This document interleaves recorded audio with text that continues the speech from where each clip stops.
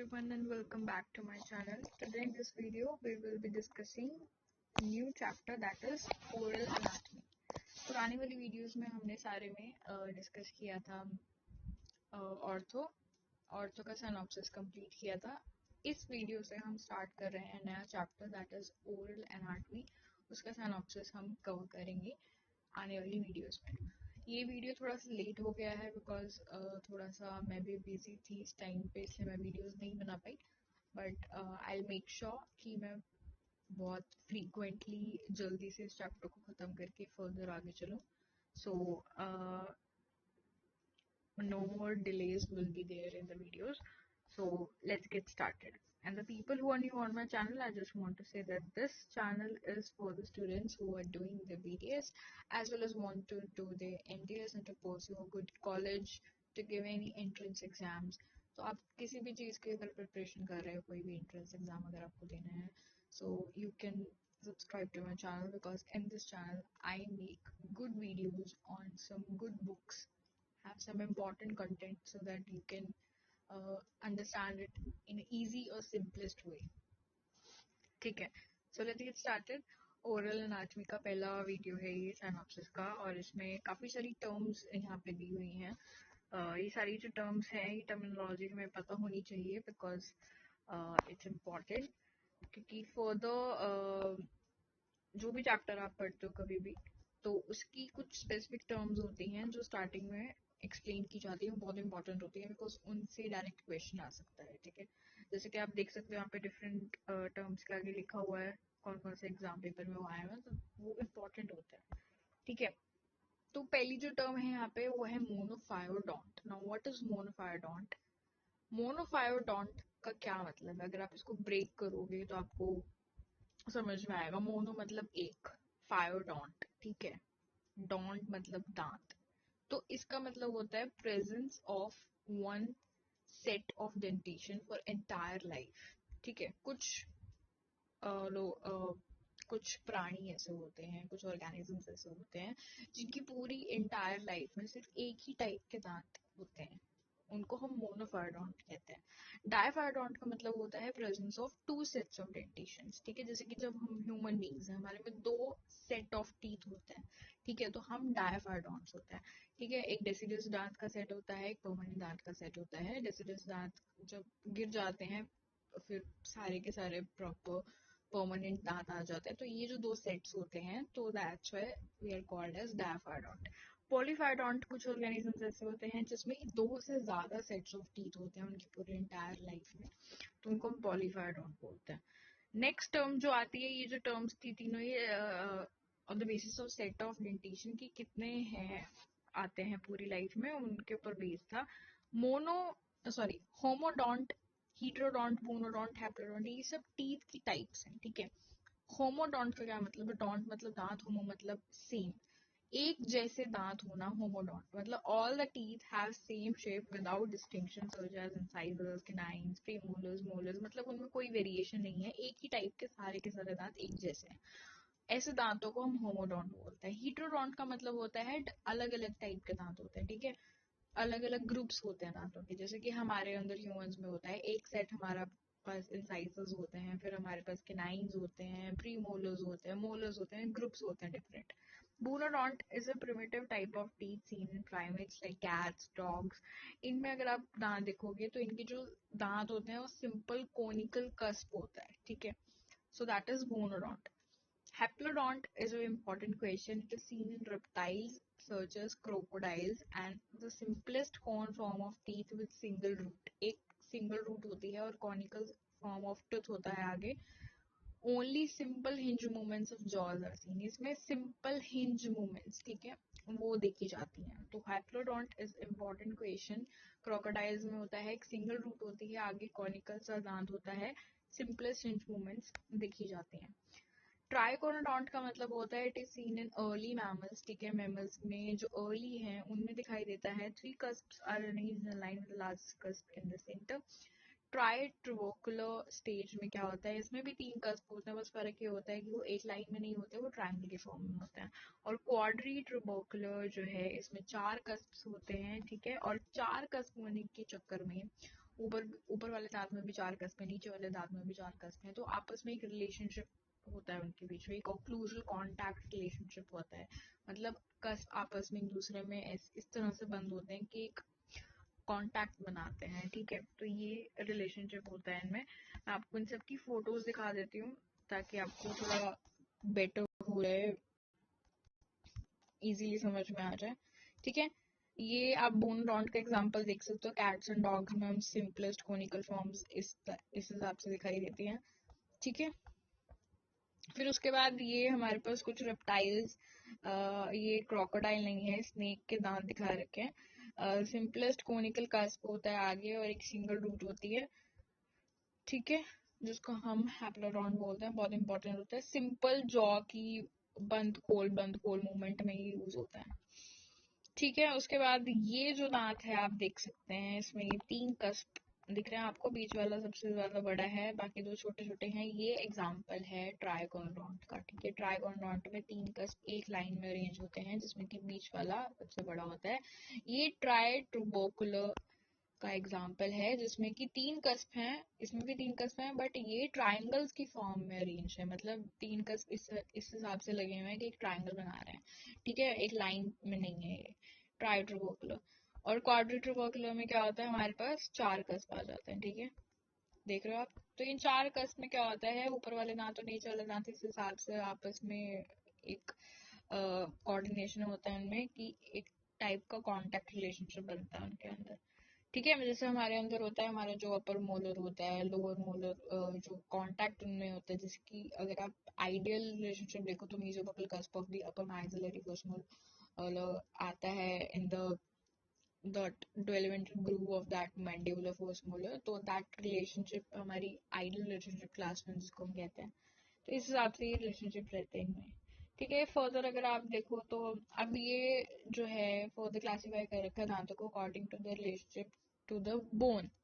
जो underlying bone है उस हिसाब से उसके ऊपर दांत किस हिसाब से टिका हुआ है, ठीक है, उसकी सिर्फ क्रस्ट के ऊपर है या फिर उसके अंदर तक अटैच है दांत, तो उस हिसाब से थीकोडोंट का मतलब होता है अंदर तक अटैच है, और प्लूरोडोंट का मतलब होता है ये भी अंदर तक नहीं है but sideways like to the crust, and acrodont is like पूरा ऊपर ही रखा हुआ है बस दांत, मतलब नीचे से कोई अटैचमेंट नहीं है। तो ये डिफरेंट टाइप की आगे हम पढ़ेंगे इसके बारे में, ठीक है। तो ये टेबल हमने पढ़ लिया है, इसमें सारी टर्म्स हमने पढ़ ली हैं। अब नेक्स्ट हम आगे चलते हैं। इसमें यहाँ पे बता रखा है सेकंड पॉइंट में कि except molars all permanent teeth, ठीक है। मोलर्स को छोड़ दो आप, बाकी जो इंसाइजर्स के नाइस प्री मोलर्स हैं, ये सारे के सारे सक्सीडिनियस टीथ होते हैं। सक्सीडिनियस का क्यों मतलब, सक्सीडिनियस का मतलब क्या होता है कि जो पहले से दांत होते हैं ये उनकी जगह पे आते हैं, ठीक है, तो ये सक्सीडिनियस टीथ कहलाए जाते हैं। लेकिन जो मोलर्स होते हैं वो किसी और दांत की जगह पे नहीं आते, वो फ्रेश जगह पे आते हैं, ठीक है। वहां पे पहले कोई और दांत नहीं था, इसलिए हम उसको सक्सीडिनियस नहीं बोलते। Molars are not succedaneous teeth, ठीक है। So permanent molars are not succedaneous teeth. Point number 3, as they develop from the distal distinctions of the dental lamina. अगर हम इसको और हिस्टोलॉजिकली अगर देखें तो हमें ये पता चलता है कि जो मोलर्स हैं हमारे, वो डिस्टल एक्सटेंशन और डेंटल लमाइना से बने हुए हैं, वो सक्सेशनल लमाइना से नहीं बने हुए हैं।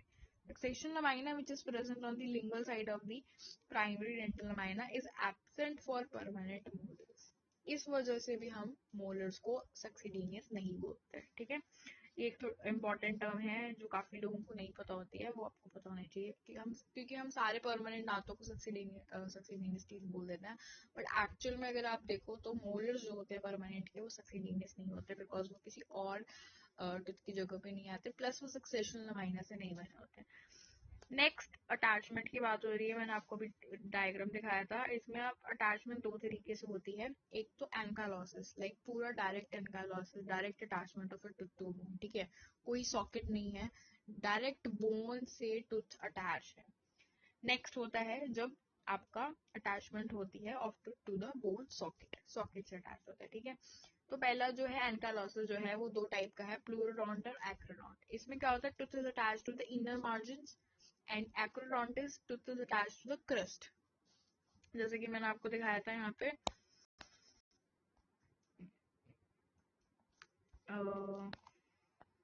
Tooth is attached to the crest, हाँ यहाँ पे देख सकते हैं, ये देखिए आप एक्रोडोंट, आप देखिए पूरे बस ऊपर हिस्से के ऊपर अटैच है बोन के, ठीक है, it's just to the crust, that is acrodont. Pleurodont आप देख सकते हैं थोड़ा सा इसका जो पार्ट पीछे का पार्ट है वो नीचे तक जा रहा है, तो इट्स अडेप्टेड और attached to the bone somewhat more better than acrodont, ठीक है। तो ये चीज यहाँ पे बताई गई है, एक्रोडोंट और प्लूरोडोंट ये दोनों ही डायरेक्ट बोन अटैचमेंट होती है, ठीक है। प्लूरोडोंट का मतलब है tooth is attached to the inner margin and acrodont is tooth is attached to the crust, ठीक है। Next is attachment to the bone socket, ठीक है। यहाँ पे टूथ बोन सॉकेट से जुड़ा होता है, दो टाइप का है, कॉम्फोसिस एंड थीकोडोंट। कॉम्फोसिस में tooth is attached to the bony socket through periodontal membrane which allows only limited movement. यहाँ पे पेरिडोंटल मेम्ब्रेन आ जाती है और ये periodontal membrane limited movement allow करती है। थीकोडोंट की अगर हम बात करें तो tooth is attached to the periodontal membrane and it does not undergo significant changes, मतलब ज्यादा मूवमेंट अलाउ नहीं करती है, तो थीकोडोंट इस हिसाब से होता है।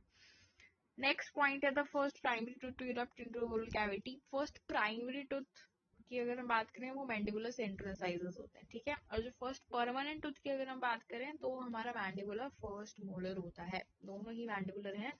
बच्चों वाले दांत में सबसे पहले सेंट्रल इंसाइजर आता है नीचे का, और परमानेंट में नीचे वाले का फर्स्ट मोलर आता है, ठीक है। सीक्वेंस यहाँ पे बता रखी है परमानेंट, सॉरी, प्राइमरी दांतों की सीक्वेंस, प्राइमरी दांतों को हम ABCD की तरीके से फॉर्म में लिखते हैं, तो ABDCE, ABDCE ये हमारी सीक्वेंस रहती है प्राइमरी दांतों में इरप्शन की, ठीक है। सबसे पहले सेंट्रल इंसाइजर आएगा, फिर लेटरल इंसाइजर आएगा, फिर केनाइन नहीं आएगा, फर्स्ट मोलर आएगा, फिर केनाइन आएगा, फिर सेकंड मोलर आएगा। ये तो ये प्राइमरी दांत की सीक्वेंस है और इनका टाइम पीरियड इरप्शन का है जो आपको याद करना है, 4 to 6 months, 6 to 8 months, 12 to 16 months, 16 to 20 months and 20 to 30 months। Approx 2 से 2.5 साल तक सारे के सारे जो है प्राइमरी दांत आ जाते हैं बच्चे के, ठीक है। अब हम परमानेंट दांत की बात करते हैं, पॉइंट नंबर 7। इसमें परमानेंट दांत में सीक्वेंस बता रखा है। मैंडिबल में क्या सीक्वेंस है, सबसे पहले तो आ जाता है फर्स्ट मोलर, ठीक है, 6 आ जाएगा, फिर 6 इज फर्स्ट मोलर, उसके बाद आएगा 1 2 3 4 5 7 8, फिर नॉर्मल चलता है, ठीक है। सबसे पहले फर्स्ट मोलर आ जाएगा, फिर central, lateral, canine, first premolar, second premolar, second molar, third molar, इस हिसाब से आता है। लेकिन मैक्सिलर में थोड़ा सा उल्टा हो जाता है, यहाँ पे फर्स्ट मोलर तो आता ही है पहले 6, लेकिन फिर सेंट्रल साइजर, फिर लेटरल साइजर, फिर आता है फर्स्ट प्रीमोलर। कैनाइन से पहले पहला प्रीमोलर आ जाता है मैक्सिलर में, तो ये चीज आपको ध्यान रखनी चाहिए। कभी कभी क्या होता है, कैनाइन सेकंड प्रीमोलर के बाद आता है, ठीक है, तो 4 और 5 पहले आ जाता है, 3 बाद में आता है, तो ये छोटा सा जो वेरिएशन है ये बहुत इंपॉर्टेंट है, ये पता होना चाहिए। नेक्स्ट पॉइंट नंबर 8, फर्स्ट सक्सीडिनियस, ठीक है। सक्सीडिनियस की बात चल रही है, इसका मतलब मोलर्स इंक्लूडेड नहीं है इसके अंदर। तो first succedaneous to erupt into oral cavity वो कौन सा होता है, हमारा होता है सेंट्रल इंसाइजर, ठीक है, मैंडिबुलर सेंट्रल इंसाइजर। और फर्स्ट नॉन सक्सीडिनियस का मतलब मोलर्स के बारे में पूछ रहा है इसमें ये, तो पहला कौन सा मोलर है जो इरप्ट होता है ओरल कैविटी में, वो हमारा मैंडिबुलर फर्स्ट मोलर होता है, तो दोनों ही मैंडिबुलर हैं, ठीक है। हमेशा ही एक सीक्वेंस रहती है कि जो मैंडिबुलर वाले दांत होते हैं वो पहले आते हैं मैक्सिलरी वाले दांतों से, ठीक है। तो सीक्वेंस के हिसाब से पहले मैंडिबुलर वाले आते हैं, जैसे कि मैंडिबुलर का मोलर पहले आ जाएगा, मैक्सिलरी मोलर बाद में आएगा, तो इस हिसाब से होता है। लास्ट सक्सीडियस टूथ मतलब molars included नहीं है, तो last सक्सीडियस tooth to erupt into oral cavity, that is maxillary canine. That is very very important question, recently asked, and it's very very important. Next is talked about mamelons. Mamelons represent the number of lobes from which a particular tooth is developed, and usually mamelons abrade due to contact with opposing teeth, except in malocclusions like class 2 lib 1, ठीक है। मेमेलॉन्स क्या होते हैं, आप जब देखोगे ना दांतों के ऊपर थोड़े से ऊपर कवर सी ऐसे आपको चीजें दिखाई देंगी, these are basically the lobes, number of lobes from which a particular tooth is developed, और ये टाइम के साथ वियर ऑफ हो जाते हैं, लेकिन जिन लोगों में माल ओक्लूजन होता है, प्रॉपर कांटेक्ट नहीं होता दांतों के साथ, तो ये पड़े भी रहते हैं, ठीक है। अब यहाँ पे बता रखा है प्राइमरी और परमानेंट दांतों के बारे में बता रखा है कि कौन सा दांत कितने लोब से बनता है। जो प्राइमरी इंसाइजर्स की बात हो अगर हम करें, प्राइमरी इंसाइजर्स सेंट्रल और लेटरल इंसाइजर, तो वो एक ही लोब से बनता है, ठीक है। डायरेक्ट फिर यहाँ पे प्राइमरी सेकंड मोलर की बात करी गई है, तो सेकंड मोलर है वो 5 लोब से बनता है। एक इम्पॉर्टेंट चीज है ये आपको ध्यान रखनी है। अब यहाँ पे नेक्स्ट जो बात करी गई है, 3 कस्प लोअर सेकंड प्रीमोलर, ठीक है, परमानेंट दांत की बात करी जा रही है। लोअर वाला जो सेकंड प्रीमोलर है हमारा वो, और maxillary mandibular permanent first molar, मतलब परमानेंट दांतों के ऊपर नीचे का फर्स्ट मोलर और नीचे वाले का सेकंड प्री मोलर, ये 5 लोब से बनते हैं। ठीक है, ये आपको याद करना है कि परमानेंट दांतों में जो पहला वाला मोलर होता है वो पांच पांच लोब से बनता है। आप ऐसे भी याद रख सकते हो कि जो हमारा मैंडिबुलर वाला दांत होता है उसमें 5 कस्प होते हैं, तो मैक्सिलरी वाले में 4 होते हैं। बेसिकली अगर देखो ना तो मैक्सिलरी वाला जो होता है उसमें कस्प ऑफ कैरियोला एक और होता है परमानेंट में। तो हमारे जो परमानेंट फर्स्ट मोलर्स होते हैं ना वो 5 लोब से बनते हैं, उनमें 5 कस्प भी ऑलमोस्ट दिखाई देते हैं, तो आप उस हिसाब से भी याद कर सकते हो। प्लस सेकेंड वाला मोलर जो है लोअर का वो भी 5 कस्प लोब से बनता है। फिर यहाँ पे बता रखा है परमानेंट इंसाइजर्स के 9 प्रीमोलर, जितने भी बच गए परमानेंट के इंसाइजर्स के 9 प्रीमोलर्स और बाकी सारे मोलर वो सब 4 से बनते हैं। तो आपको क्या याद रखना है स्पेशल सी चीज की, upper lower first molar permanent का और लोअर का सेकंड प्रीमोलर, ये 5 लोब से बनता है, बाकी सारे के सारे परमानेंट दांत 4 लोब से बनते हैं। रह गई बात प्राइमरी की, प्राइमरी का पहला इंसाइजर्स मतलब प्राइमरी के इंसाइजर्स जो है वो फर्स्ट 1 लोब से बनते हैं और प्राइमरी के सेकंड मोलर जो है वो 5 लोब से बनता है। बस बाकी सारी चीजें याद रखनी है इसमें। Next is talked about calcification, तो कैल्सिफिकेशन के बारे में हम नेक्स्ट वीडियो में बात करेंगे प्रॉपर तरीके से, because calcification is also very important topic, इसके बारे में बहुत क्वेश्चन होते हैं, डिफरेंट डिफरेंट टाइम पीरियड्स होते हैं कैल्सिफिकेशन के। इसमें काफी सारी चीजें याद रखनी पड़ती है कि प्राइमरी दांतों में सबसे पहले किसमें कैल्सिफिकेशन होती है, कब से शुरू होती है, और ये बहुत ज्यादा इंपॉर्टेंट क्वेश्चन है जो पूछ जाते हैं।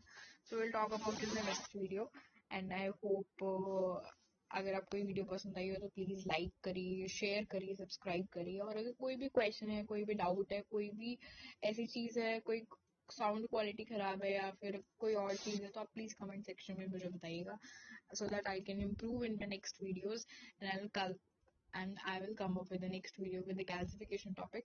So तब तक के लिए पढ़ते रहिए and stay happy and thank you.